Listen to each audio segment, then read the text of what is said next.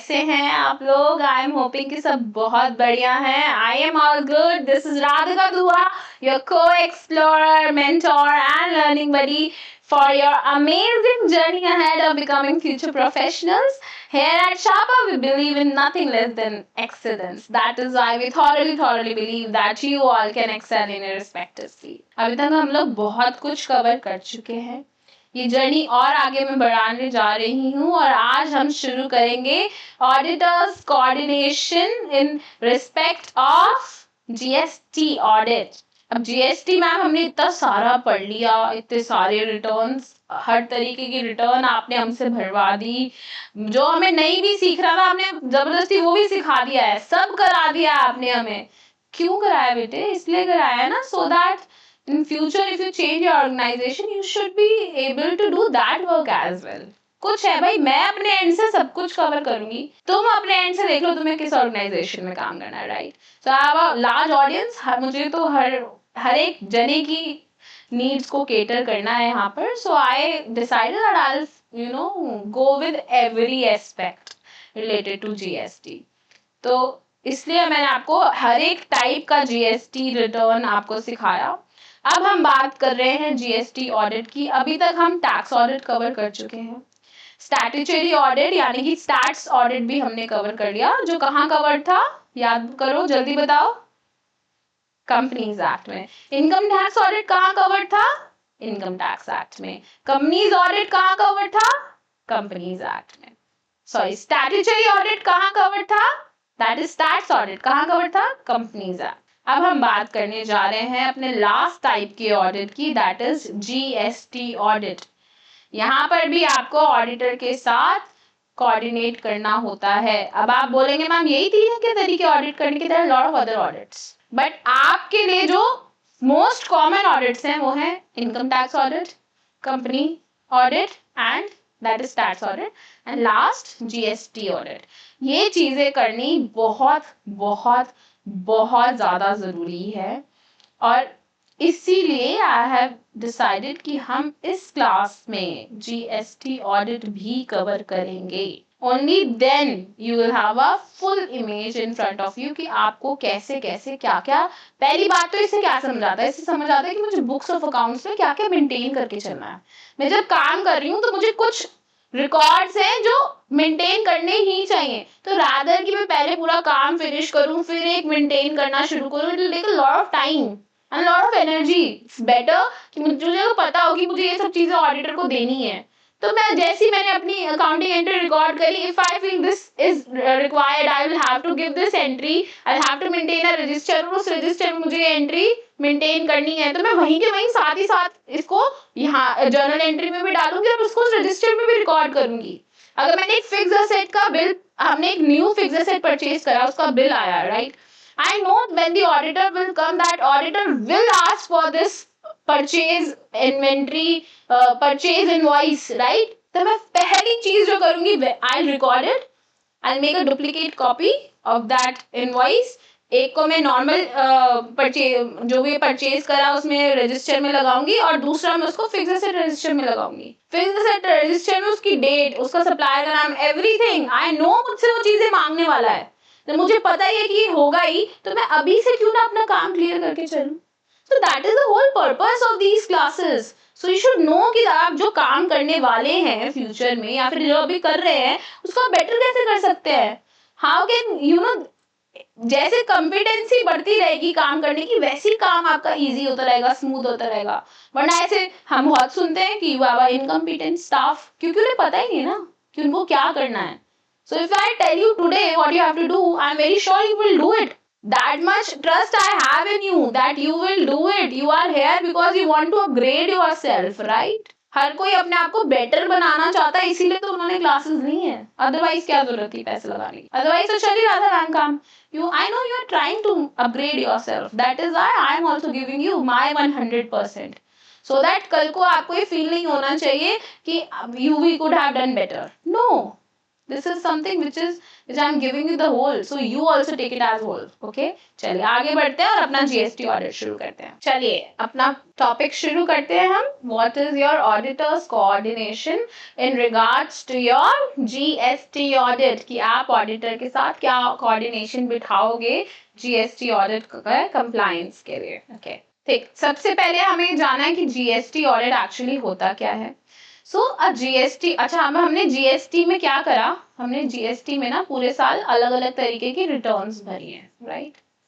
हमने बहुत सारी रिटर्न्स भरी. हमने रिटर्न 1 भरी फॉर, अब तो आपको आता है, बताइए आपने GSTR 1 क्यों भरी थी? For your output supplies, right. हमने GSTR 3B भरी थी for your payment of tax and आपने एक समरी बनाई थी जिसमें आपने इनपुट आउटपुट बताया था एंड आपने पेमेंट भी करी थी टैक्स की, राइट. इसमें आपने ITC भी क्लेम करना चाहता 1 में, राइट. हमने और क्या भरा था, 9 भरा था एंड 9B 9C भरा था. ये भरा था, एनुअल रिटर्न्स भरी थी हमने. ये तो बेयर मिनिमम था, ये तो हमने करा ही करा था. और अगर आप कोई और से कंप्लायंस में, कॉम्पोजिशन स्कीम में है तो आपके लिए फिर अलग हो गए थे. उसमें आपके चालान के नाम भी बताए थे मैंने, कौन सी उसमें आएंगे. ITC का रिवर्सल अगर हो रहा है वो भी बताया था. I told you lot of things, but this is the minimum things जो आपने पूरे साल, ये तो ये करा ही करा है, या तो मंथली या फिर क्वार्टरली करा ही करा होगा. ये तो इट इज समथिंग जो आपने करा ही है. और ये तो एनुअल रिटर्न है तो एनुअली भरी भरी आपने, राइट. तो अब क्या हो रहा है, अब आपका बैठेगा GST का ऑडिट. अब GST ऑडिट में एग्जैक्टली होता क्या है, चलो ये काम तो आपने पूरे साल करा. This you did through out the year, ये तो आप थ्रू आउट द ईयर करते ही रहे. ठीक है, अब आपको इसके साथ साथ GST का ऑडिट भी कराना है. मैम सबको कराना है क्या? अभी देख लेते हैं, अभी चेक कर लेते हैं कि आपका ऑडिट जो, भाई आपने 1 में कुछ रिकॉर्ड्स दिए, आपने 3B में कुछ रिकॉर्ड्स दिए, 9B में आपने कुछ रिकॉर्ड्स दिए, राइट. अब इस ऑडिट में हम चेक करना चाह रहे हैं कि जो आपने रिकॉर्ड्स दिए हैं, जो आपने डिस्क्लोजर्स दिए हैं, जो टैक्स पेमेंट्स करी हैं, ये सही भी बताया है आपने हमें या नहीं बताया. कुछ गड़बड़ तो नहीं कर दिया आपने हमें बताने में चीजें. यही सारी चीजें हम आपकी चेकिंग करेंगे. अब कैसे होगी चेकिंग, क्या होता है GST ऑडिट, ये सब आज हम बात करने वाले हैं. चलो देख लेते हैं फिर कैसे क्या होगा. सो अ GST audit is a detailed examination. एक डिटेल्ड एग्जामिनेशन कर रहे हो किस चीज की, रिकॉर्ड्स की, रिटर्न्स की और documents maintained under GST law to verify. हम किस किस चीज की चेकिंग कर रहे हो, भाई तुमने जो जो रिकॉर्ड्स मेंटेन करे हैं हम तो उसकी चेकिंग करेंगे. पूरे साल रिटर्न भरी थी ना तुमने सारी, उनको भी चेक करेंगे. डॉक्यूमेंट्स मेंटेन करे हुए आपने अंडर GST लॉ. मैंने आपको डॉक्यूमेंटेशन में बताया था कि under GST law there are lot of things that you have to maintain. पूरा एक डॉक्यूमेंटेशन में मैंने क्लास लगाई थी, राइट. तो उसमें हमें क्या वेरीफाई करना है, उसमें मुझे वेरीफाई करना है कि ये जो रिकॉर्ड्स है, रिटर्न्स है और डॉक्यूमेंट्स हैं, उनकी करेक्टनेस चेक करनी है मुझे ऑफ टर्नओवर डिक्लेयर्ड. उन सारी चीजों से मुझे क्या चेक करना है, the correctness of turnover declared. I have to check that कि कितना सही आपने मुझे टर्नओवर बताया है. ठीक है, फिर मुझे चेक वेरीफाई करना है जो आपने टैक्सेस पे करे हैं, कहीं वो इनएडुकेट तो नहीं है. जो आपने टैक्सेस पे करे हैं कहीं वो इनएडुकेट तो नहीं है. इनएडुकेट मतलब कम तो नहीं पे कर दिए, कहीं जो आपने टैक्सेस पे करे हैं वो कम तो नहीं पे कर दिए. मुझे ऐसा हो गया हो कहीं कि मैम हम तो 10 लाख रुपए बनते थे, हमने आपको पे कर दिए, सिर्फ हमने आपको पे कर दिए, 10 लाख बनते थे हमने पे कर दिए 9 लाख रुपीस. क्या हो गया, कैसे पता चलेगा? मैम को पता ही नहीं चलेगा. कहीं आपने जो टैक्सेस पे करे इनएडिकेट तो नहीं है, कहीं कम तो नहीं पे कर दिए. जो आप रिफंड क्लेम कर रहे हो मुझसे, जो आप मुझसे रिफंड क्लेम कर रहे हो एक्चुअली में इतना बनता है या नहीं बनता.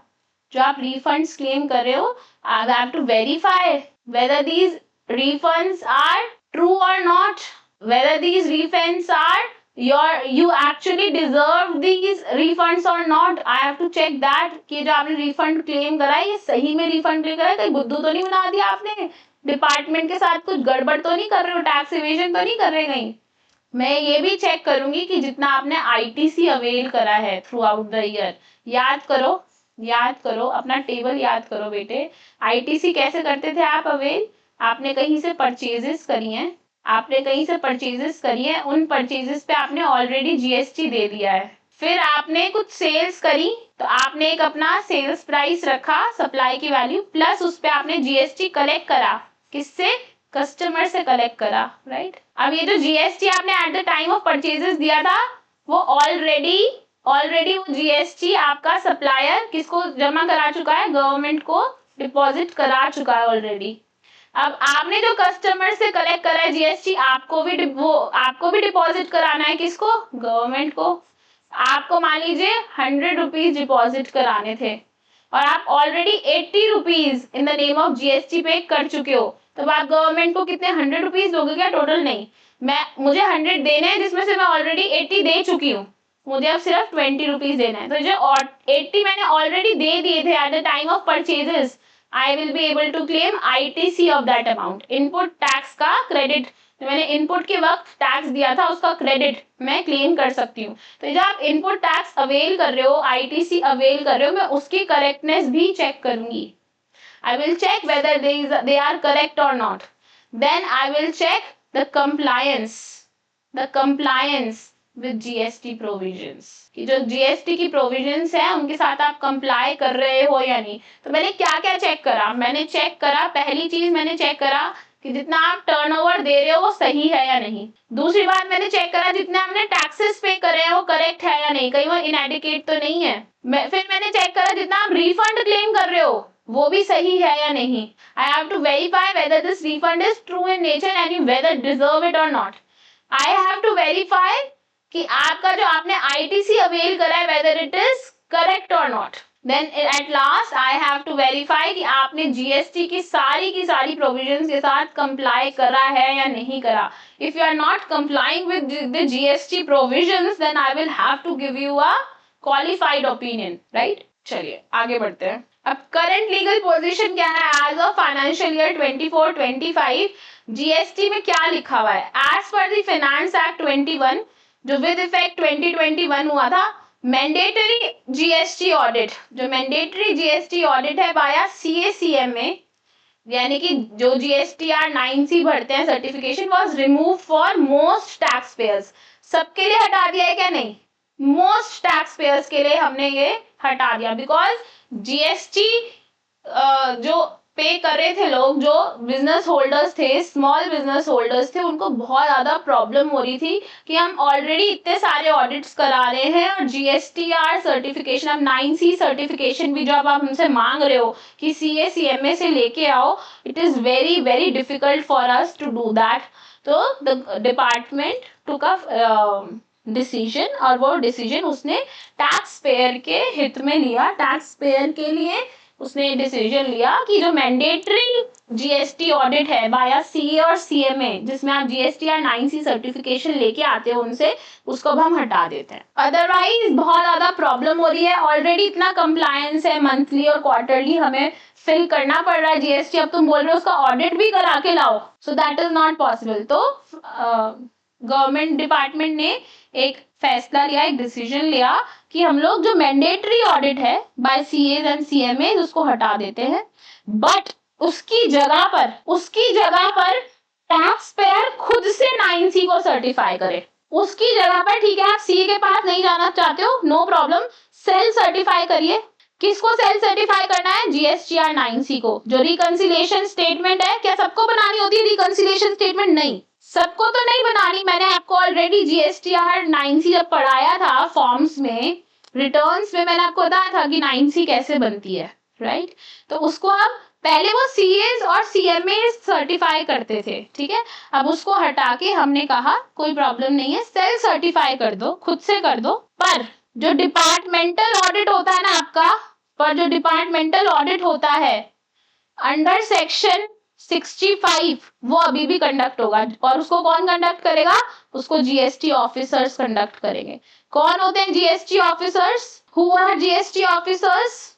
पहले आपको कुछ आइडिया है that who are GST officers? Anybody who has any idea?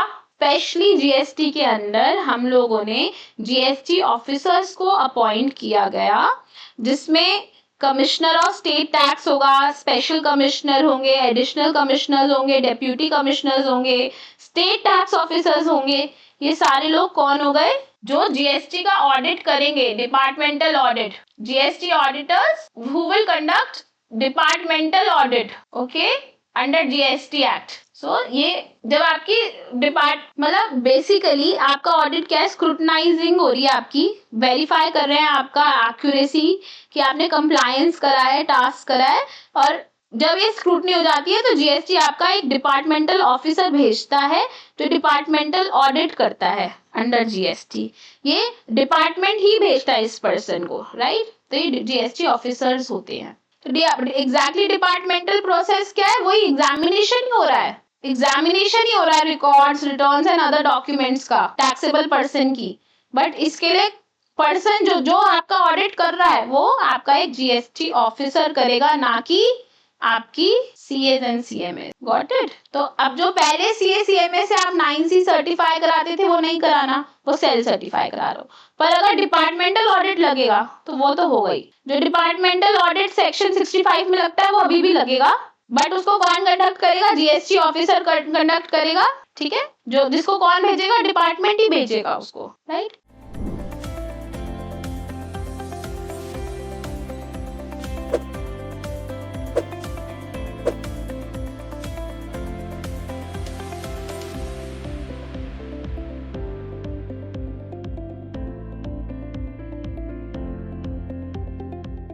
Hello accountants, welcome to SharpUp. This is Radhika Dua, your mentor for this accounting course.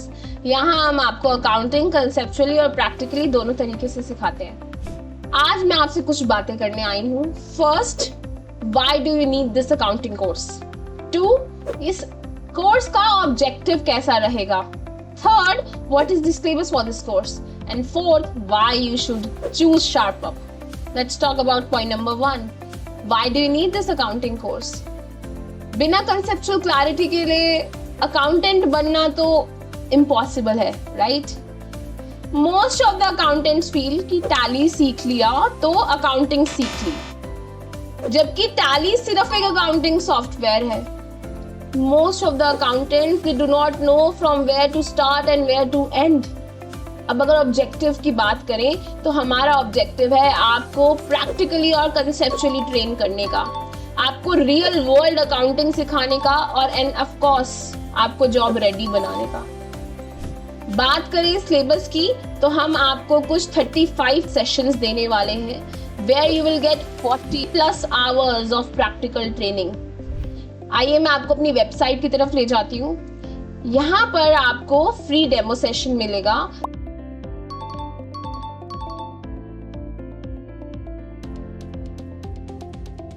And you can click on the session wise syllabus. You can check it out here.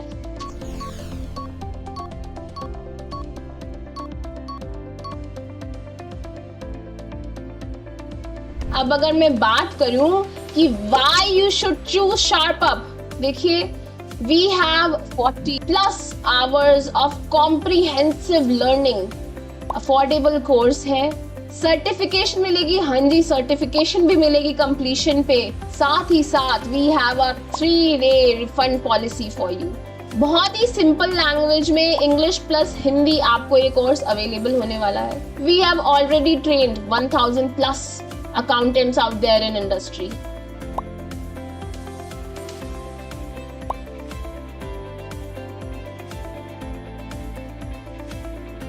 सो देर किस बात की है? Thank you for your time for today. I look forward कि आप हमें इस comprehensive learning में join करेंगे। Thank you. This is Radhika Dua signing off. तो अलग अलग टाइप के जीएसटी ऑडिट्स हैं। पहला ऑडिट हो गया सेल सर्टिफिकेशन। कौन करता है इसको? जिसमें जीएसटीआर 9 एंड 9C भरा जाएगा। पहले आपको ये किससे भरवाना पड़ता था? सीए से सर्टिफिकेशन लेनी पड़ती थी। अब लेनी है क्या सर्टिफिकेशन? नहीं, अब नहीं लेनी। अगर टैक्स पेयर है या अकाउंटेंट है को उसका लग जाएगा, उसका सर्टिफिकेशन लग जाएगा अगर आपका टर्नओवर 5 करोड़ से अबव है। ये तो ऑलरेडी हम पढ़ चुके हैं कि 9 एंड 9C कब लगता है? जब आपका टर्नओवर 5 CR से अबव है, ठीक है, तो आप सेल्फ सर्टिफाई कर सकते हैं, आप सीए की जरूरत उसमें नहीं है। ठीक है, सीए की अटेस्टेशन की जरूरत नहीं है, काम तो आप कराओगे ही सीए से डेफिनेटली, आई एम श्योर। ठीक है, डिपार्टमेंटल ऑडिट कौन करता है? सेकंड, पहले तरीके का ऑडिट तो हो गया जो खुद कर लिया आपने। सेकंड है डिपार्टमेंटल ऑडिट, जो डिपार्टमेंट कराता है आपका ऑडिट। क्यों कराता है? उसके भी सर्टेन रीजंस होते हैं। Department has reasons to believe कि आपका एक ऑडिट होना चाहिए, डिपार्टमेंटल ऑडिट अंडर सेक्शन 65। कौन से सेक्शन में होता है ये? Under section 65 as selected by the department. जब भी डिपार्टमेंट सिलेक्ट करेगा कि आपका अब होना चाहिए डिपार्टमेंटल ऑडिट, तभी होगा, अदरवाइज वो नहीं होगा। ठीक है, अभी तक वो हटाया नहीं है। पहले हमें था कि शायद डिपार्टमेंटल ऑडिट भी हट जाएगा, बट वो नहीं हट सकते बेटा। अगर स्क्रूटनी लग गई आपकी और आप फील हो रहा है डिपार्टमेंट को कि आपका डिपार्टमेंटल ऑडिट होना चाहिए, तो डिपार्टमेंटल ऑडिट 110% करवाएगा आपका। और कौन करेगा इस ऑडिट को? जीएसटी का अपना ऑफिसर भेजेगा। एक अलग लाइन ऑफ ऑफिसर्स हैं, एक अलग हायरार्की है, वहां से वो उठा के एक जीएसटी ऑफिसर को भेजेगा जो आपका ऑडिट कंडक्ट करेगा। थर्ड टाइप का ऑडिट होता है आपका जीएसटी में स्पेशल ऑडिट। स्पेशल ऑडिट क्या होता है? इसमें सीएसीएमए नॉमिनेट करता है जीएसटी ऑफिसर। ये अंडर सेक्शन 66 होता है, this is conducted under section 66। अब जीएसटी ऑफिसर के पास ना बहुत सारा काम है। ठीक है, तो वो क्या करेगा? किसी सीए को या सीएमए को नॉमिनेट कर देगा कि आप आओ और आप ये ऑडिट कंडक्ट करो। जब जो स्टेटमेंट्स हैं या मिस स्टेटमेंट है बहुत ज्यादा कॉम्प्लेक्स नेचर की है, जब हमें लग रहा है कि जो मिस स्टेटमेंट है बहुत ज्यादा कॉम्प्लेक्स नेचर की है, या फिर there is appropriate misstatement, हमें लग रहा है कि मिस स्टेटमेंट भी है और आपको लग रहा है ट्रांजेक्शंस बहुत कॉम्प्लेक्स हैं, तो हम क्या करेंगे? आपका जीएसटी ऑफिसर एक सीए या सीएमए को अपॉइंट करेगा, नॉमिनेट करेगा, और वो एक स्पेशल ऑडिट कंडक्ट करेगा। ये कब क्या? ये हर साल होगा? No, not every year. ये हर साल नहीं होगा, ये सिर्फ तब होगा जब जीएसटी ऑफिसर को लगेगा कि there is a lot of complexity in the transaction, or if there is a appropriate misstatement, there is a material misstatement that is happening, तो वो अपने प्रोफेशनल जजमेंट के बेसिस पे एक स्पेशल सीए सीएमए को अपॉइंट करेगा, nominate करेगा for conducting this special audit. तो अब क्या सीए सीएमए का मेजर रोल रह गया है क्या जीएसटी ऑडिट में? नहीं। सो दैट इज वाई, जैसे मैंने आपको बोला था कि सीए जो है वो स्टैट ऑडिट भी वही कर सकता है और टैक्स ऑडिट भी वही कर सकता है। क्या मैं जीएसटी ऑडिट के लिए ऐसा बोल सकती हूँ क्या कि सिर्फ सीए ही कर सकता है? No, I can not say that, क्योंकि पहली बात तो पहले जो अटेस्टेशन आप सीए से कराए थे वो हटा दी गई, अब खुद सेल्फ अटेस्ट कर सकते हो। दूसरी बात, डिपार्टमेंटल ऑडिट जो लगता है उसके लिए वो आपको पूछते ही नहीं, वो तो डिपार्टमेंटल ऑडिट के लिए क्या करते हैं, वो अपने ही जीएसटी ऑफिसर को दे देते हैं वो ऑडिट करने के लिए। तीसरी बात, अगर जीएसटी ऑफिसर को लगता है कि हमें जरूरत है आपकी, सिर्फ और सिर्फ तभी आपको बुलाया जाएगा, अदरवाइज इतना कोई मैंडेशन नहीं है कि आपको हम बुलाएं ही बुलाएं। ठीक है, समझ गए मेरी बात आप? I hoping you are getting my point here. चलिए आगे बढ़ते हैं। लीगल बैकग्राउंड क्या है जीएसटी इन इंडिया? कैसे शुरू हुआ ये ऑडिट होना जीएसटी इन इंडिया? पहले क्या होता था, 2021 से पहले की बात बता रही हूँ मैं आपको। सेक्शन 35(5) में बोला गया था, सेक्शन 35 सब सेक्शन 5 में बोला गया था कि मैंडेटरी आपको जीएसटी का ऑडिट कराना है। एक मैंडेटरी ऑडिट है, कौन करेगा? सीए करेगा या सीएमए करेगा, अगर आपका टर्नओवर 2 करोड़ से ऊपर हो गया तो। ये पहले की बात है, ये 2021 के बिल से पहले की बात है। तो क्या होता था कि आपको फाइल कराना पड़ता था जीएसटीआर 9C, इसमें रिकंसिलेशन होती थी और ऑडिटर का सर्टिफिकेट भी लगता था जो कंपलसरी नेचर का था। बट लोगों ने इसके लिए कंप्लेन करनी शुरू करी कि it is a very difficult process. So हमने क्या करा, post finance act 2021, that is financial year 2021 से ही इफेक्टिव हो गया था ये। हमने एक चेंज लाया कि audit bye CA and CMA was omitted and it was replaced with self certification. खुद से सर्टिफाई करो, अपलोड कर दो। ठीक है, जीएसटीआर 9 भरेंगे एनुअली, वो खुद से भरनी है, और 9C भरेंगे सेल्फ सर्टिफिकेट के साथ। बट वो भी कब भरोगे? अगर टर्नओवर आपका 5 करोड़ से बढ़ गया तब, सिर्फ और सिर्फ तब, अदरवाइज जरूरत नहीं है। ठीक है, तो जब सेल्फ सर्टिफाइड ऑडिट है जिसमें हम जीएसटीआर 9 एंड 9C भरते हैं, वहां पे क्या है, अगर आप अच्छा ये सब डेटा मैंने लेटेस्ट उठाया है, यानी फाइनेंशियल ईयर 24-25 के लिए उठाया है मैंने सारा डेटा। सेल्फ सर्टिफिकेशन जो है, अगर आपका turnover for financial year 24-25 2 crore से नीचे है, देखो पहली बात तो GSTR 9 is optional for you, तो मैंडेटरी नहीं है। 2 करोड़ से नीचे हो आप, या तो 2 करोड़ या 2 करोड़ से नीचे, देखो लेस देन इक्वल टू है, आपको GSTR 9 भरना is optional, it is not mandatory. आपका GSTR 9 is optional and it is not mandatory. और 9 ये ऑप्शनल है, मैंडेटरी नहीं है, और 9C तो बनाना ही नहीं है, बनाना ही नहीं है, ठीक है। बट अगर आपकी इनकम 2 करोड़ से 5 करोड़ के बीच में है, it is between 2 CR to 5 CR, ठीक है। अगर आपकी इनकम 2 करोड़ से 5 करोड़ मतलब मोर देन 2 करोड़, तो 2.01 CR से 5 मोर than 2 crore but less than 5 crore है।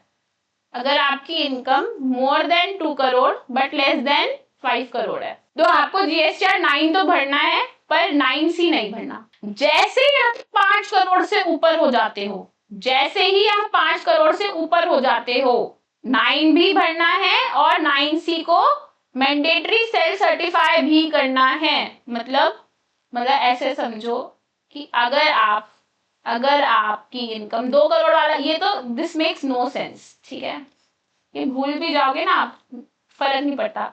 अगर आपकी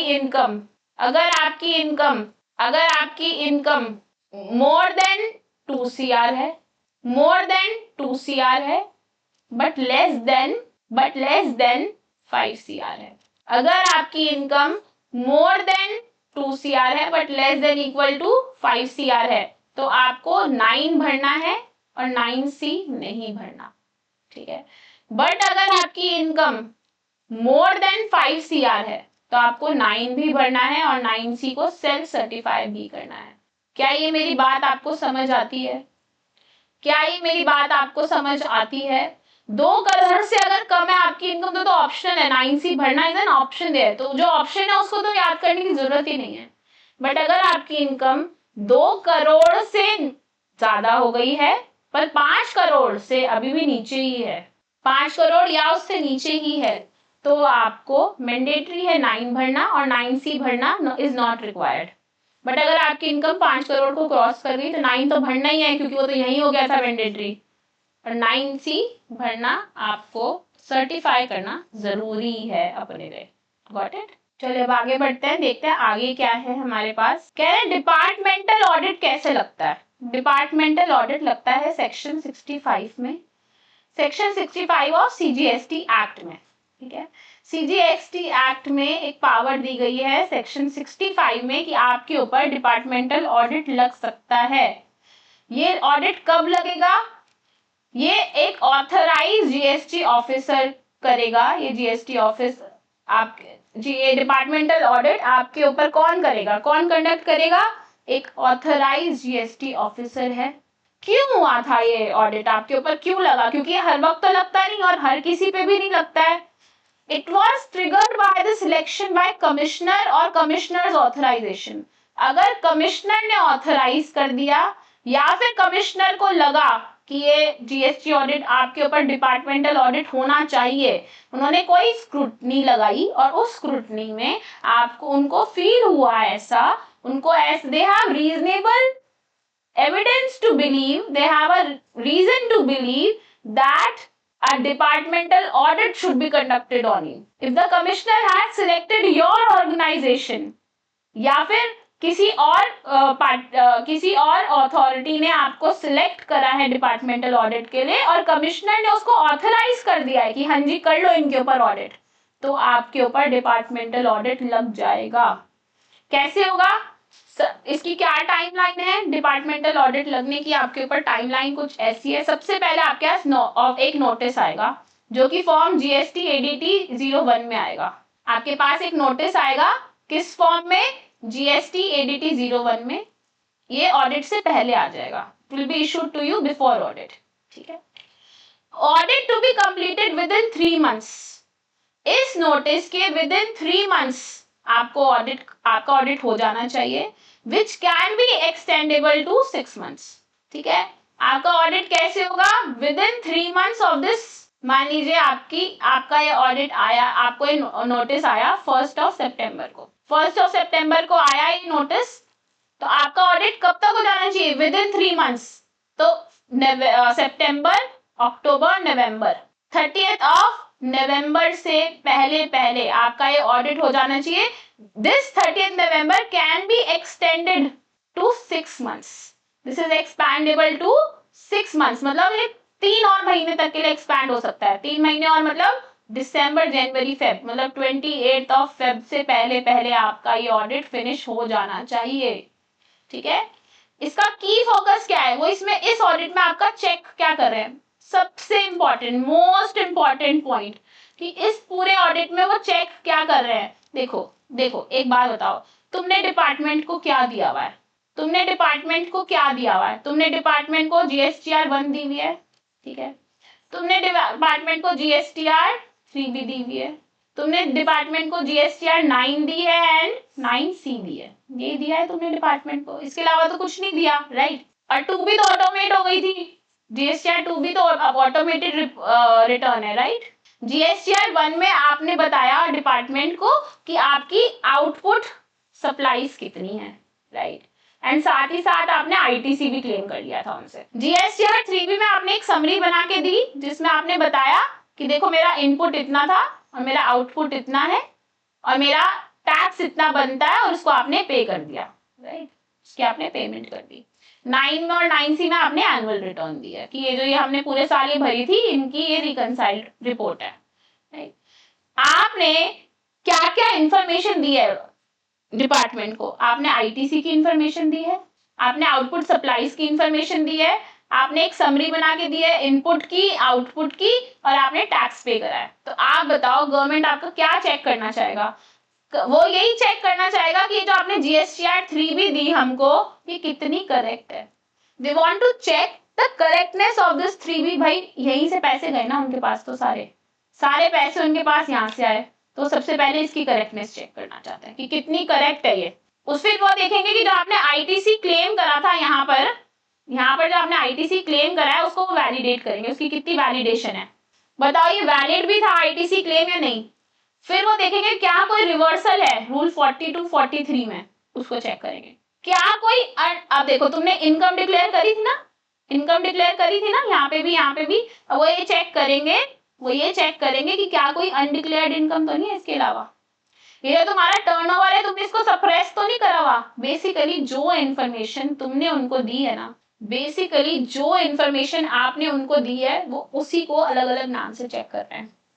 आप ध्यान से देखो, क्या ये वो इन्फॉर्मेशन नहीं है जो आपने दी है। So they are just simply trying to check what information you have given them and they want to see whether this information is correct or not. That's it.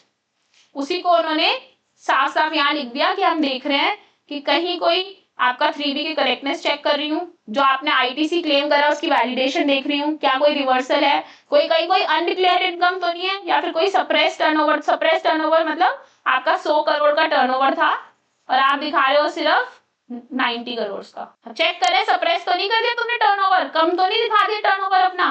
तो this is what we are trying to check in departmental audit, ठीक है।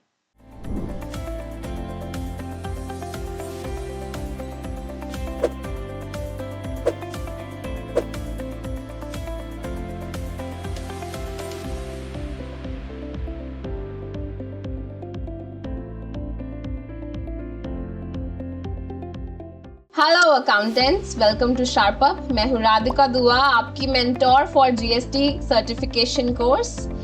यहाँ पर हम आपको GST practically and conceptually दोनों तरीके से सिखाते हैं। मैं आज आपसे कुछ बातें करने वाली हूँ। Point number 1, why do you need this GST course. Point number 2, objective क्या रहेगा इस कोर्स का। पॉइंट नंबर 3, मैम सिलेबस क्या है। And point number 4, why do I need to choose SharpUp? चलिए आइए पॉइंट नंबर 1 पे बात करते हैं। We know that accounting is incomplete without the knowledge of GST. बहुत सारे अकाउंटेंट्स वहाँ ये सोच रहे हैं कि GSTR 3B and 1 सीख लिया तो पूरा GST आ गया, जबकि ये दोनों तो सिर्फ 2 रिटर्न्स हैं। GST वर्ल्ड बहुत बड़ा है। Most of the accountants they do not know from where to start and where to end. अब इस कोर्स का ऑब्जेक्टिव क्या है? हम चाहते हैं कि हम आपको कंसेप्चुअली प्लस प्रैक्टिकली दोनों तरीके से ट्रेन कर दे for GST। and we want to make you ready for the real world accounting. We want to make you job ready. Ma'am syllabus कैसा रहेगा? सिलेबस की बात करें तो there are 35 sessions and 40+ hours of comprehensive learning. आइए मैं आपको अपनी वेबसाइट तक ले जाती हूँ. ये रहा मेरा GST कोर्स और यहाँ पर आप फ्री डेमो अवेल कर सकते हैं.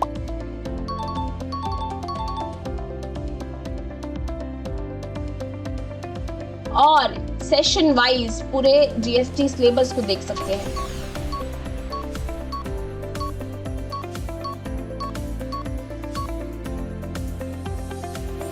अब बात करें कि मैम हमें क्यों शार्पअप चूज करना चाहिए. So let me tell you that SharpUp has already trained 1000+ accountants out there. हम लोग आपको लाइफ टाइम एक्सेस दे रहे हैं. क्या सर्टिफिकेशन मिलेगी? यस, कंप्लीशन पे आपको सर्टिफिकेशन भी मिलेगी. साथ ही साथ एक इजी लैंग्वेज में हिंदी प्लस इंग्लिश आपको ये पूरा कोर्स अवेल किया जा रहा है. यहाँ पर आपको 40+ आवर्स ऑफ प्रैक्टिकल ट्रेनिंग मिलने वाली है. सो देर किस बात की है? Go ahead and enrol yourself. Thank you for your time today and I'm looking forward to meet you all in this enriching class. Special audit में क्या चेकिंग होती है? अब स्पेशल ऑडिट लगता है सेक्शन 66 में अंडर CGST एक्ट, राइट? अब ध्यान दो क्या हुआ. तुमने भरी रिटर्न 9 and 9C. अगर तुम्हारा टर्नओवर 5 CR से बढ़ गया था, तुमने ये भर दी सेल्फ अटेस्ट करके, राइट? ये तुमने खुद भर दी. अब क्या हुआ? अब डिपार्टमेंट को लगा तुमने ना उनको गलत इन्फॉर्मेशन दी है या फिर they have reasons to believe that a scrutiny should be done on you और डिपार्टमेंट ऑडिट बैठना चाहिए. तो उन्होंने तुम पे एक डिपार्टमेंटल ऑडिट बिठा दिया. किससे भी कौन करेगा डिपार्टमेंटल ऑडिट? या उनका एक GST ऑफिसर करेगा ये ऑडिट, राइट? अब जब ये ऑडिट चल रहा है ना, जब ये चल रहा है ऑडिट, तो GST ऑफिसर को ऑडिट करने से पहले या फिर करते वक्त भी, दोनों वक्त, कभी भी उसको फील हुआ कि जो आपकी ट्रांजैक्शंस है ना, जो आपकी ट्रांजैक्शंस है वो बहुत कॉम्प्लेक्स नेचर की हैं. जो आपकी ट्रांजैक्शंस हैं वो बहुत ज्यादा कॉम्प्लेक्स नेचर की हैं या फिर सस्पिशियस नेचर की हैं. और यहाँ पर एक्सपर्टीज की जरूरत है. यहाँ पर किसी एक्सपर्ट की जरूरत है. कोई एक्सपर्ट आए और वो चेक करे. कोई एक्सपर्ट आए और वो चेक करे कि ये ट्रांजैक्शन सही है या नहीं. तो वो एक एक्सपर्ट को अपॉइंट करेगा और वो एक्सपर्ट होगा कौन? वो एक्सपर्ट होगा जैसे मैं, हम लोग जितने भी हम CA वाले लोग हैं वो, या फिर कोई CMA, कोई CA या CMA को वो अपॉइंट करेगा. कौन करेगा इसे अपॉइंट? कमिश्नर. किसने? GST ऑफिसर कर देगा क्या अपॉइंट? नहीं, GST ऑफिसर सिर्फ नॉमिनेट करेगा. इसको सिर्फ नॉमिनेट करेगा GST ऑफिसर CA CMA को, राइट? बट इसको अपॉइंट कौन करेगा? इसका अपॉइंटमेंट कमिश्नर से होगा. तो मैम कोई सा भी CO जाता है क्या? You can apply and see, right? अब इस ऑडिट के पैसे कौन देगा? अभी इतना बड़ा ऑडिट हो रहा है, इसके पैसे कौन देगा भाई? हम कह रहे हैं कि हमें तुम पे शक है ना, डिपार्टमेंट को कंपनी पे शक है, तो इसका सारा पैसा, इस पूरे ऑडिट का पैसा कौन देगा? इस पूरे ऑडिट का पैसा देगा कंपनी. पैसा कौन देगा? बल्ले बल्ले कंपनी देगी पैसे. डिपार्टमेंट थोड़ी अपने जेब से लगाएगी पैसे. सारी कॉस्ट कौन बियर करेगा? कंपनी बियर करेगी सारी कॉस्ट. तो यही लिखा हुआ है यहाँ पर दैट इफ द ऑफिसर, जो ऑफिसर है, this officer has a reason to believe that या तो आपकी वैल्यूएशन या फिर आपका इनपुट क्रेडिट या जो ट्रांजैक्शन ही हैं वो बहुत कॉम्प्लेक्स है या सस्पिशियस है नेचर की, देन वो एक CA CMA को नॉमिनेट करेगा, जिसकी अपॉइंटमेंट कौन करेगा? कमिश्नर उन CA या CMA को अपॉइंट करेगा. ओके, और इसकी सारी कॉस्ट, ऑडिट के सारा कॉस्ट कौन बियर करेगा? कंपनी बियर करेगा. और उसकी रिपोर्ट, ऑडिट रिपोर्ट जाएगी फॉर्म GST ADT 04 में. GST ADT 04 में उसकी पूरी रिपोर्ट जाएगी. जो रिपोर्ट कौन देगा? CA या CMA जो आपने अपॉइंट करा है वो देगा उसकी पूरी रिपोर्ट. ओके, एक इन डेप्थ रिकंसिलिएशन बनेगी, एक इन डेप्थ रिको बनाई जाएगी. कैसे बनेगी मैं बता देती हूँ आपको. एक GSTR 1 वर्सेस GSTR 3B, मतलब आपकी कितनी आउटपुट सप्लाईज हैं वर्सेस जितनी आपने एक समरी बनाई थी इनपुट आउटपुट की, प्लस जितना आपने टैक्स भरा है, इन दोनों का आपस में रिकंसाइल किया जाएगा।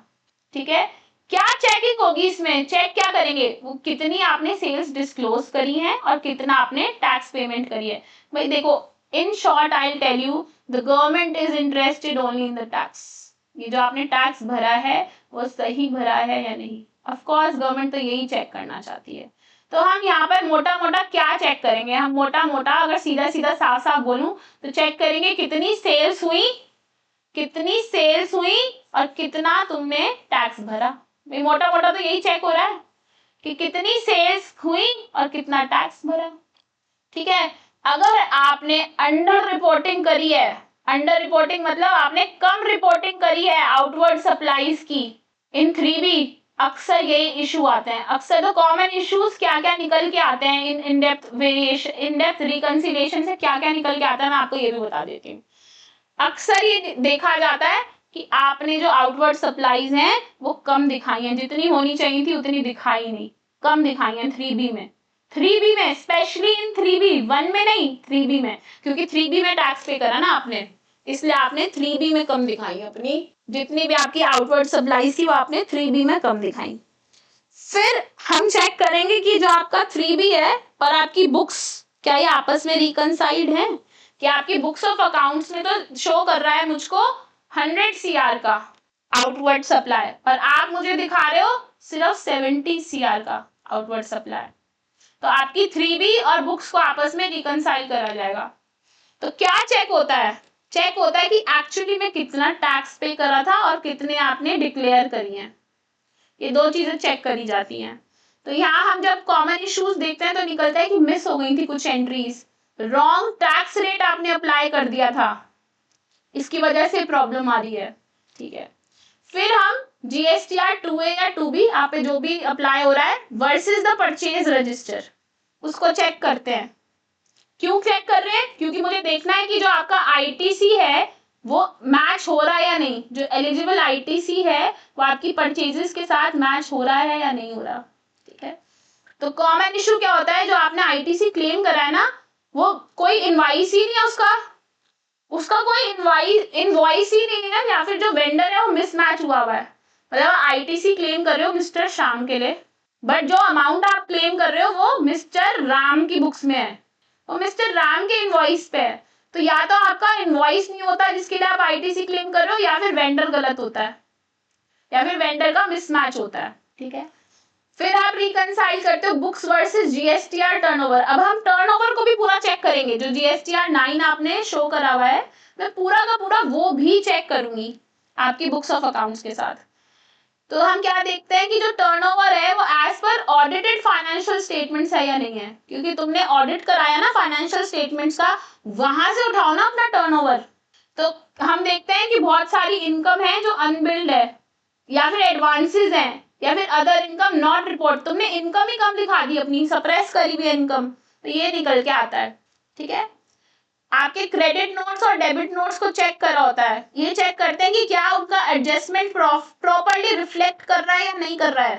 तो हमें पता लगता है कि जितने भी क्रेडिट नोट्स हैं वो आपने डिक्लेयर ही नहीं करे हैं या फिर उनको रॉन्गली एडजस्ट कर दिया है।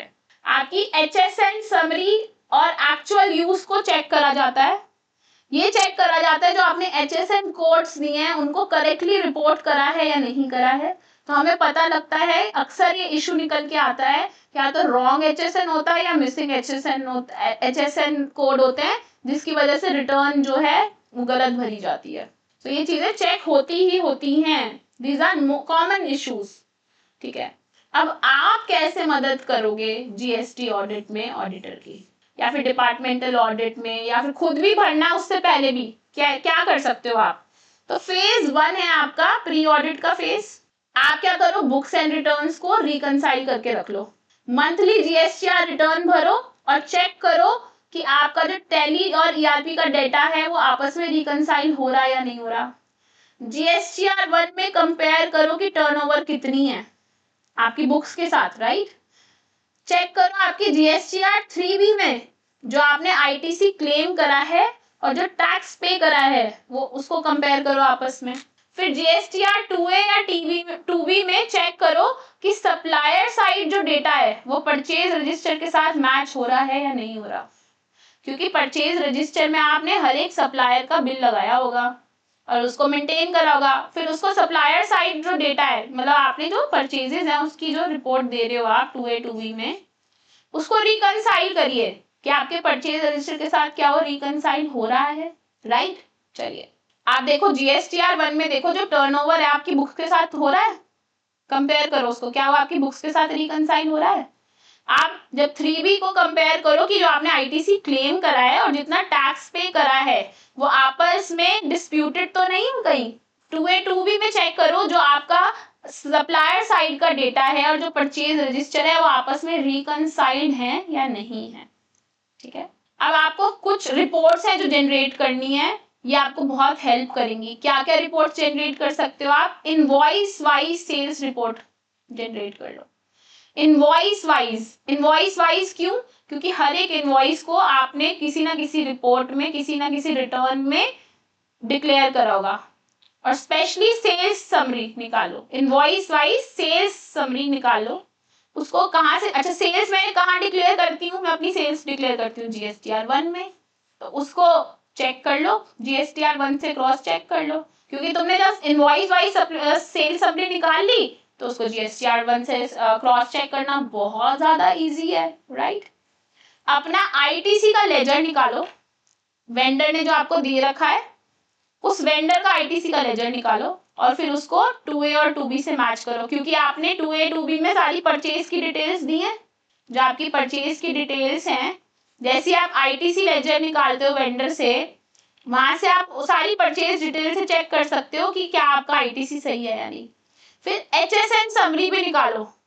क्यों निकाल रहे हो ये HSN समरी? क्योंकि ये जीएसटीआर, जब आप जीएसटीआर 9 भर रहे होते हो ना तो ये मैंडेटरी होते हैं, वहां पे HSN समरी देनी होती है, तो वो करो। अगर आप ISD हैं, अगर आप इनपुट सर्विस डिस्ट्रीब्यूटर हैं, तो उसकी भी रिपोर्ट जनरेट करो, क्योंकि उसको फिर आपको हेड ऑफिस एलोकेशन में हेल्प होगा वो आपका, राइट। अब फेज 2 पे आ जाते हैं।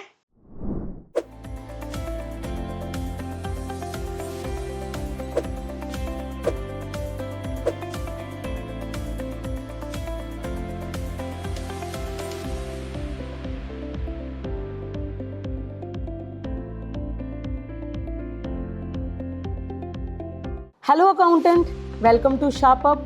I am CA Deepika Bansal, your mentor for the income tax course, जहाँ पर हम पढ़ेंगे इनकम टैक्स को conceptually as well as practically. आज मैं अपनी इस वीडियो में आप सबके साथ 4 पॉइंट्स को डिस्कस करने वाली हूँ। नंबर 1, इनकम टैक्स कोर्स को करना क्यों ज़रूरी है। नंबर 2, कोर्स के क्या ऑब्जेक्टिव रहने वाले हैं। नंबर 3, कोर्स की क्या सिलेबस कवरेज होगी। And number 4, why should you choose Sharp Up for the income tax learning? Coming to first point, income tax course को करना क्यों ज़रूरी है।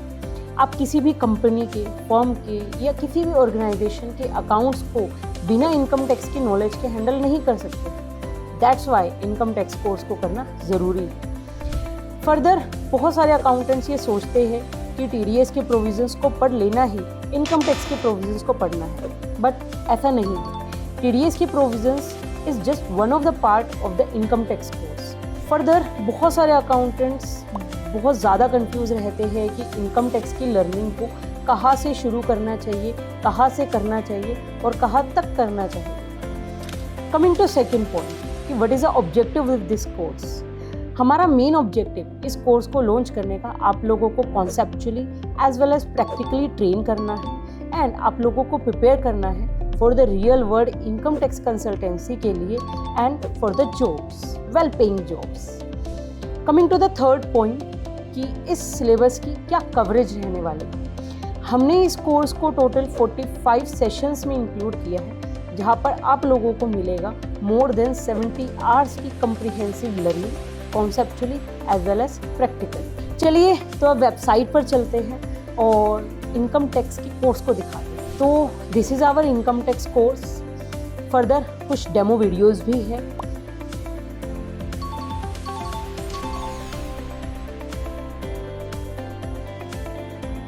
एंड यू कैन सी कि किस तरीके से स्ट्रक्चर्ड वे में पूरे इनकम टैक्स कोर्स को हमने सेशन वाइज डिवाइड किया है so that you can easily start your classes.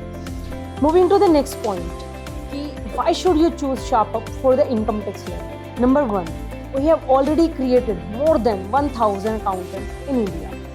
We provide more than 70 hours comprehensive learning, conceptually as well as practically. Lifetime आपको एक्सेस मिलता है इस कोर्स का. बहुत ही ज़्यादा अफोर्डेबल कोर्स है. 3 days no question ask refund policy and complete करने पर आप लोगों को कंप्लीशन सर्टिफिकेट भी मिलेगा. So looking forward to see you in this career building opportunity with SharpUp. Thank you so much. चलिए फेज 2 पे आ गए हैं हम. फेज 2 में देखेंगे कि during the departmental audit section 65 में जब आपका ऑडिट लग गया है तो आपको उस वक्त आपसे क्या क्या मांगा जा सकता है. उस वक्त आपका क्या रोल है ऑडिट कंडक्ट कराने के लिए. अगर आप कमिश्नर को बिलीव करता है वो कि आपके ऊपर कोई सस्पिशियस एक्टिविटी लग रही है या स्क्रूटनी में उसने आपको सिलेक्ट कर लिया है तो आपके ऊपर डिपार्टमेंटल ऑडिट होगा. डिपार्टमेंटल ऑडिट होगा अंडर सेक्शन 65. ऑफिसर आएगा आपके यहाँ पर, जीएसटी ऑफिसर. अब वो आपसे क्या क्या मांग सकता है. वो आपसे मांग सकता है copies of all GST returns. जितनी भी जीएसटी रिटर्न आपने भरी है, चाहे वो 1 हो, चाहे वो 3B हो, चाहे वो 9 हो, चाहे वो 9C हो. अगर आप किसी और कैटेगरी में फॉल करते हैं तो उस कैटेगरी की भी वो रिटर्न्स मांग सकता है आपसे, राइट. वो आपसे सेल्स एंड परचेज की इनवॉइसेस भी मांग सकता है, सारी की सारी. वो आपसे ट्रायल बैलेंस मांग सकता है, लेजर्स मांग सकता है, आपके एक्सपेंसेस का बाइफर्केशन मांग सकता है कि आप इसको मुझे बाइफर्केट करके बताओ कितना कैपिटल एक्सपेंडिचर है, कितना रेवेन्यू एक्सपेंडिचर है, कितना एग्जेम्प्ट यूज रिलेटेड एक्सपेंडिचर है, कितनी सेल्स हैं जो एग्जेम्प्टेड है, कितनी सेल्स हैं जो एग्जेम्प्टेड है और उनसे रिलेटेड कितना आपका एक्सपेंडिचर है. ठीक है. वो आपसे डिटेल्स ऑफ ई-वे बिल्स भी मांग सकता है. ई-वे बिल्स जितने भी आपने बना के दिए हैं या आपने रिसीव करे हैं उनकी डिटेल्स मांग सकता है. वो आपसे डेबिट या क्रेडिट नोट रजिस्टर भी मांग सकता है. So this is something that he can ask from you. These and this is not an exclusive list. ये नहीं है कि वो सिर्फ यही मांगेगा आपसे. No, he can ask for n number of things from you, but this is something जिसके लिए आप अपने आपको प्रिपेयर रखना चाहिए कि ये चीजें तो मांग ही सकता है. तो these things should be readily available with you, right? चलिए, अब प्रैक्टिकल रेड फ्लैग्स जो ऑडिटर देखते हैं वो क्या क्या है. ऑडिटर्स जो आते हैं चेकिंग करने वो क्या क्या देखते हैं. वो देखते हैं कि जो GSTR 3 देखो, उनके लिए तो जो आपने रिटर्न्स भरी हैं वो ही सब कुछ मैटर है, राइट. तो वो हर एक रिटर्न को एकदम डिटेल एनालिसिस करेंगे हर एक रिटर्न का. तो वो देखेंगे कि GSTR 3B है. वो अक्सर ये देखते हैं कि जो GSTR 3B है shows more ITC than GSTR 2A. जो 2A है और 3B है वो आपस में रिकंसाइल नहीं कर रहे हैं. 2A में कम मतलब जितना आपका परचेज की जो जितनी डिटेल्स हैं, जितनी परचेज की डिटेल्स होंगी उसी से ITC निकलेगा, राइट. और जितनी ITC आपने क्लेम करके 3B भरा और टैक्स पे करा, डेफिनेटली ऐसा हो रहा होगा कि जो आपने 3B में ITC दिया है वो 2B की ITC ज्यादा दिखाएंगे. 2A या 2B की ITC से ज्यादा आ रहा होगा. तो वो आपको क्यों बोलेगा? वो कहेगा रिवर्सल करो प्लस उस पे इंटरेस्ट. तो this will lead to reversal plus interest which will be too high for you. कहेगा इस ITC को रिवर्स करो और प्लस उस पे इंटरेस्ट भी पे करो. ये पैसा गवर्नमेंट का था, आपने यूज कर लिया, राइट. अब और क्या इश्यू हो सकता है? और इश्यू हो सकता है कि जो आपने ITC क्लेम करा है वो ITC इन एलिजिबल गुड्स या सर्विसेज पे था. जिन सर्विसेज पे आपने गुड्स या सर्विसेज पे आपने ITC क्लेम कर लिया वो एलिजिबल ही नहीं थी ITC लेने के लिए. क्या पता ब्लॉक्ड क्रेडिट हो उस पे. You never know that, right. तो वो आपको क्या कहेगा कि सेक्शन 17 सब सेक्शन 5 आपने वायलेट कर दिया. अब और क्या प्रॉब्लम आ सकती है? और प्रॉब्लम आ सकती है कि जो आपने सप्लाईज रिपोर्ट करी है GSTR 1 में, जो आपने सप्लाईज रिपोर्ट करी है GSTR 1 में, यानी कि आउटपुट सप्लाईज सेल्स जितनी भी आपने रिपोर्ट करी है अपनी GSTR 1 में, वो बुक्स में रिकॉर्ड ही नहीं करी हुई है. वो आपने बुक्स में रिकॉर्ड ही नहीं करी है. तो आपने क्या करा? टैक्स को इवेड करने की कोशिश करी. तो आपके ऊपर टैक्स इवेजन का सस्पेशन आ जाएगा। अगर आपके ऊपर टैक्स इवेजन का सस्पेशन आ गया, याद करो मैंने आपको बताया था कि कितनी हाई पेनल्टी है, बताया था ना मैंने आपको जीएसटी ऑडिट में कितनी, अगर टैक्स इवेजन पता चल जाएगा कितना हाई पेनल्टी लग जाएगी। ठीक है, फोर्थ जो रेड फ्लैग देखता है ऑडिटर, वो देखता है कि अगर आपने कुछ एग्जेम्प्टेड या ब्लॉक्ड इनपुट ले लिया है, कुछ एग्जेम्प्टेड या ब्लॉक्ड इनपुट लिया है, तो उसका आपने आईटीसी रिवर्स नहीं करा, उसका आईटीसी आपने रिवर्स नहीं करा है, इसकी वजह से रूल 42, 43 वायलेट हो गया। So that is one of the major problems जो ऑडिटर अक्सर आपकी बुक्स में देखता है। ठीक है, अब फेज 1 हो गया, फेज 2 हो गया, फेज 3 में अब ऑडिट हो चुका है, तब ऑडिट के क्या आउटकम्स हो सकते हैं। अगर आपका ऑडिट बिल्कुल ठीक हुआ, इफ ऑल ओके, तो audit closure report is issued, कि ऑडिट बंद हो गया और वो आपको ऑडिट क्लोजर का एक रिपोर्ट इशू कर देगा, राइट। अगर खुदा ना खास्ता कोई डिस्क्रिपेंसी आ गई, तो वो अब आपके ऊपर मेजर स्टेप्स ले सकता है, वो आप पे एक एसएनसी इशू कर सकता है। एसएनसी मतलब एक शो कॉज नोटिस आपके ऊपर वो इशू कर सकता है। ठीक है, जिसको आपको रिप्लाई करना पड़ेगा, एक डॉक्यूमेंट्स या एक्सप्लेनेशन के साथ आपको उसको रिप्लाई देना पड़ेगा। अगर वो अनरिजॉल्व रह गया, जो क्वेरी उसने रेज करी है अगर वो अनरिजॉल्व रह गई, तो भाई अब तो there is no going back from here, आपके ऊपर रिकवरी प्रोसीडिंग्स लग जाएंगी अंडर सेक्शन 73, 74। देखो अगर सब सही है, इफ ऑल इज ओके, हम यही चाहते हैं कि सब कुछ सही हो, हम तो यही आपको प्रिपेयर इसलिए कर रहे हैं कि सब कुछ सही हो, तो आपको वो एक ऑडिट क्लोजर की रिपोर्ट देके जाएगा कि yes everything is fine and हमने ये ऑडिट करा और हमें कुछ ऐसी फाइंडिंग्स नहीं मिली। बट अगर उसको कोई भी डिस्क्रिपेंसीज मिल जाती हैं, तो वो आपको शो कॉज नोटिस देगा, जिसकी आपको एक्सप्लेनेशन बना के देनी पड़ेगी। अगर वो आपकी एक्सप्लेनेशन से सेटिस्फाई नहीं है और कोई भी डिस्क्रिपेंसी अनरिजॉल्व रह गई, तो आपके ऊपर बेटे, आपके ऊपर एक रिकवरी प्रोसीडिंग्स लग जाएंगी अंडर सेक्शन 73 और 74। चलिए, अगर अकाउंटेंट की डिटेल रिस्पॉन्सिबिलिटी क्या है, सबसे मोस्ट इंपॉर्टेंट जो आपकी रिस्पॉन्सिबिलिटी है वो है आईटीसी मैनेजमेंट। आईटीसी को मैनेज करें, ट्रैक करो कि कितना आईटीसी आपका एलिजिबल है और कितना इनएलिजिबल है। आप रूल 42, 43 को यूज करेंगे फॉर मिक्स्ड यूज इनपुट्स। अगर कोई इनपुट है जिसका मिक्स्ड यूज है, तो वहां पर रूल 42 एंड 43 यूज करेंगे।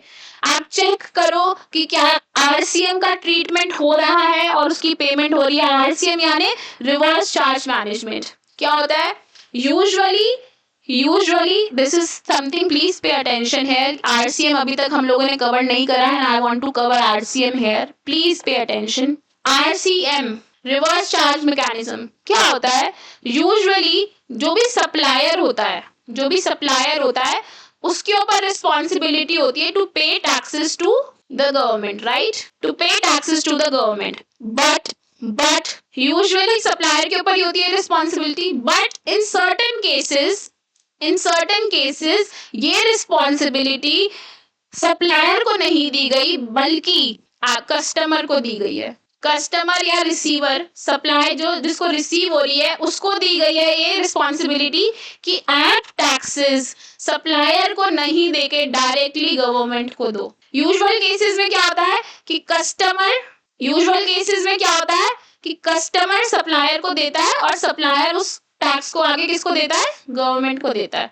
बट अंडर आरसीएम सप्लायर जो कस्टमर है वो सप्लायर को टैक्स नहीं देगा और वो डायरेक्टली गवर्नमेंट को टैक्स देगा। This is known as reverse charge mechanism, क्योंकि जो चार्ज हुआ वो रिवर्स हो गया। Usually the charge was to pay to the supplier and supplier will pay to the government, but under RCM the customer will directly pay the taxes to the government. This is RCM. तो आपको check करना है कि RCM की treatment क्या है और उसकी पेमेंट कैसे होगी। आपको वेंडर वाइज आईटीसी रिकंसिलिएशन बनाना है। This is your major responsibility, आपको बनाना ही बनाना है, ठीक है। इसके अलावा आउटवर्ड सप्लाईज के मामले में आपको चेक करना है, मंथली मैच करो invoice wise register with invoice wise sales register उठाओ और उसको मंथली रिकंसाइल करो जीएसटीआर 1 के साथ, बुक्स ऑफ अकाउंट्स के साथ। इंश्योर करो जो HSN कोड्स हैं, टैक्स का रेट है और प्लेस ऑफ सप्लाई है वो करेक्ट है। अगर आपने यही चेक कर लिया तो आपके ऊपर डिपार्टमेंटल स्क्रूटनी अगर लग भी गई तब भी आप ये डिटेल उसको दोगे and there will be no discrepancy, believe me. आप डिक्लेयर करें, अगर कोई एडवांस रिसिट हुई है तो उसको करेक्टली डिक्लेयर करेंगे आप, ठीक है, क्योंकि एडवांस रिसिट पे भी टैक्स है, याद करो, एडवांस रिसिट्स पे भी जीएसटी लगता है। गिवन वो गुड्स का एडवांस गुड्स के लिए नहीं मिला होना चाहिए, अगर गुड्स के लिए नहीं है ये एडवांस तो उस पे जीएसटी लगेगा, अगर गुड्स के लिए है एडवांस तो उस पे जीएसटी नहीं लगेगा, अगर सर्विसेज के लिए आपको कुछ एडवांस मिल गया तो उस पे जीएसटी लगता है, ठीक है। जितनी भी डॉक्यूमेंटेशन है please you have to maintain the physical and digital records, very important. Physically भी रिकॉर्ड को आपको उसको मेंटेन करना है और डिजिटली भी रिकॉर्ड करना है। कितने सालों के लिए करना है? 6 सालों के लिए।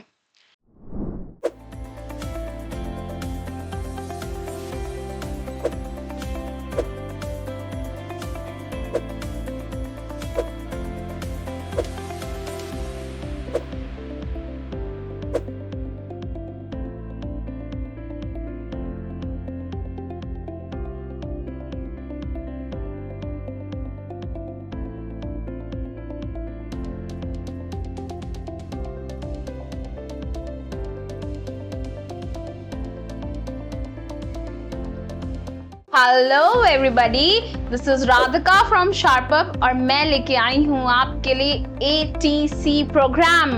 पिछले 5 सालों में हमने देखा कि बच्चों को एग्जैक्टली किस चीज़ की ज़रूरत है।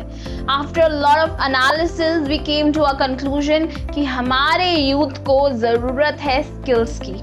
So here at Sharper we came up with one-stop solution for all your problems, that is ATC program. क्या है मैम इस प्रोग्राम में?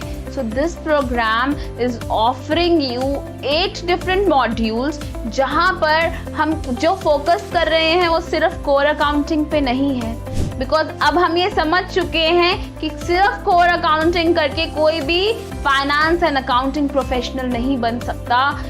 You want more skills, if you want better salary, better package, if you want to upskill yourself, तो हम लेके आए आपके लिए एक one stop solution जहाँ पर हम ऑफर कर रहे हैं आपको 8 different modules at one place, जैसे GST, accounting, compliances, personality development।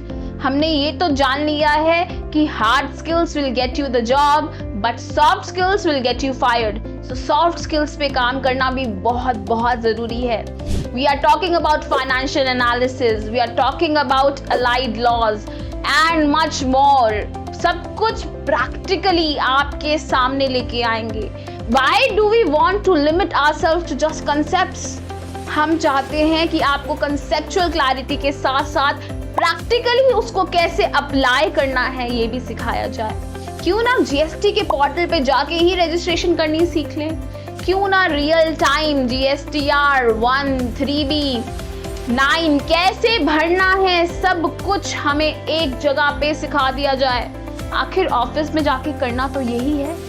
तो किस बात की देरी है? Go ahead and enroll yourselves in ATC program. This is Radhika Dua signing off.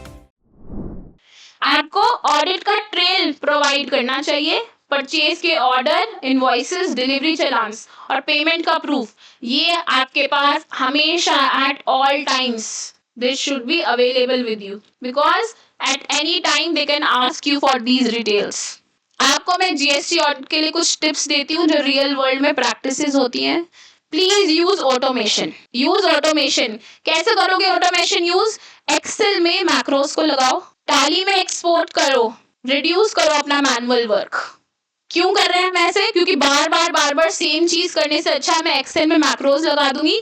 Excel में मैक्रोस लगाने से वो चीज ऑटोमेट हो जाएगी और टैली से एक्सपोर्ट्स करोगे तो आपके जो वर्क है वो मिनिमम हो जाएगा, मैनुअल वर्क आपका मिनिमम हो जाएगा। आप मंथली मैचिंग करो ताकि ईयर एंड सरप्राइजेस नहीं रहेंगे, ठीक है। मंथली रिकंसाइल करिए। आप रेगुलरली वेंडर के साथ फॉलो अप करो कि क्या उसने अपने एंड से रिटर्न्स भर दी हैं ताकि आपको 2A और 2B मैच हो जाए आपके, ठीक है। आप SOPs बनाओ कि this is the series of procedure to be followed for credit note entries, rate checking and ITC flags. These SOPs should be in place. उनको प्रिंट करो और वो हर डिपार्टमेंट को सर्कुलेट करो. Circulate with each and every person out there.